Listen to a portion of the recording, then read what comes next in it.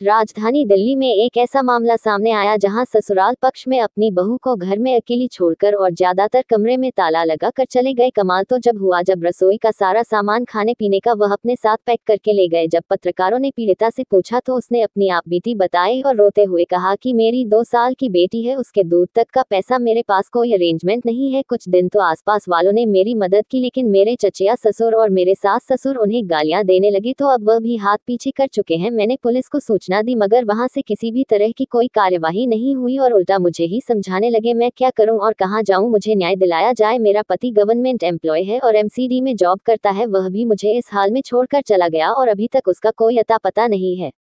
बता दें कि पीड़िता दीपिका की शादी 3 साल पहले। क्या नाम है आपका? दीपिका। दीपिका जी, क्या बात हुई है, थोड़ा बताएं।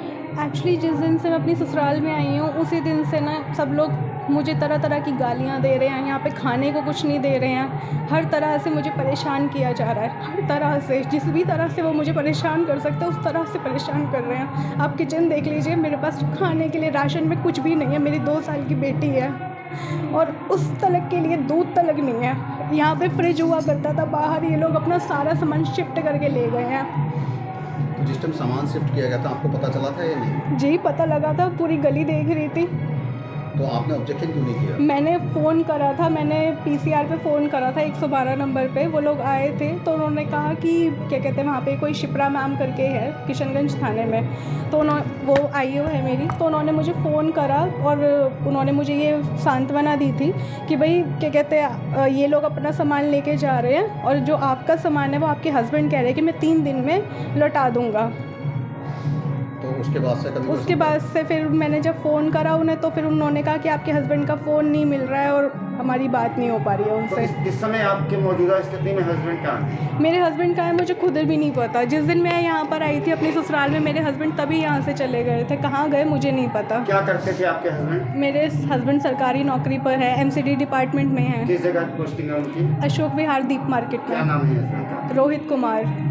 अच्छा, तो ये बताइए कि आपने थाने में कंप्लेंट करी, किसके किसके पास तक ये कंप्लेंट गई है अभी तक? मैंने कंप्लेंट थाने में भी करी है, जब मैं यहाँ पर आई 112 नंबर पे भी मैंने बहुत बार फ़ोन करा और उसके बाद उससे पहले भी मतलब मैंने वुमेन सेल में भी कंप्लेंट डाली थी इसी रिगार्डिंग कि मुझे रहना है, मेरी बच्ची छोटी है और मुझे रहने नहीं दिया जा रहा है। तो अब आप क्या चाहती हैं? अब मैं उचित न्याय चाहती हूँ। मैं सिर्फ ये चाहती हूँ कि मैं इस घर में शादी करके आई हूँ, मैं कोई भाग कर नहीं आई हूँ। मैं ब्याता हूँ तो मुझे मेरा हक दिया जाए, इस बच्ची को इसका हक दिया जाए, बस मैं और कुछ नहीं चाहती। मुझे जो परेशानियाँ यहाँ हो रही है डेली, ये लोग नीचे मेरे चचिया ससुर है, मेरी चचिया सास है, उनका नाम मुकेश है और मेरी चाची सास का नाम संगीता है। डेली यहाँ पे गालियाँ बकते हैं, ताने मारते हैं, तरह तरह से परेशान करते हैं। जो जिस लेवल पे मतलब वो मुझे परेशान कर सकते हैं उस लेवल पे परेशान करने की कोशिश करते हैं। मैं सिर्फ इतना चाहती हूँ कि मैं सही तरीके से अपने घर में अपनी बच्ची के साथ रहूँ, मेरा पति मेरे साथ सही तरीके से रहे, उस बच्ची को उसके पिता का प्यार मिले और कुछ नहीं चाहती मैं। आपके पति की कोई फोटो है? हाँ जी।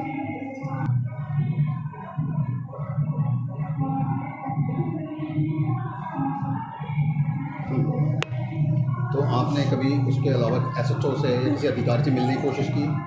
सर कोई रिस्पांस नहीं मिलता है, बेसिकली ये वाली बात होती है। मैंने 112 पे भी 100 बार फ़ोन करा है, 1000 बार उनको बताई है कि मेरी परेशानी ये है, मुझे इस तरीके से परेशानी हो रही है। उन्होंने कहा कि ठीक है, हम आपके हस्बैंड कह रहे हैं मैं खर्चा देने के लिए तैयार हूँ। फिर एक दिन जब ये लोग 13 तारीख को मार्च में मैं यहाँ पर आई हूँ, 15 तारीख को मेरे बच्चे को इतनी तेज़ बुखार हो रहा था तो इन लोगों ने दवाई तलक नहीं दी। फिर सामने शालू दीदी आंटी, मतलब शालू दीदी है यहाँ पे, उन्होंने बच्चे के डायपर, बच्चे के लिए दवाई, कुछ फल और एक बिस्किट का पैकेट दिया था। यानी पड़ोसी ने आपकी पूरी मदद? हाँ अच्छा, जी। जैसे कि उनके ऑफिस जाके ये पता करने की कोशिश करी कि आपके हस्बैंड जॉब सर में हैं कि नहीं? मुझे ये नहीं पता कि उनका दीप मार्केट में कहाँ पर है, मैं कुछ जानती नहीं उनकी नौकरी के बारे में इतना। ठीक ठीक।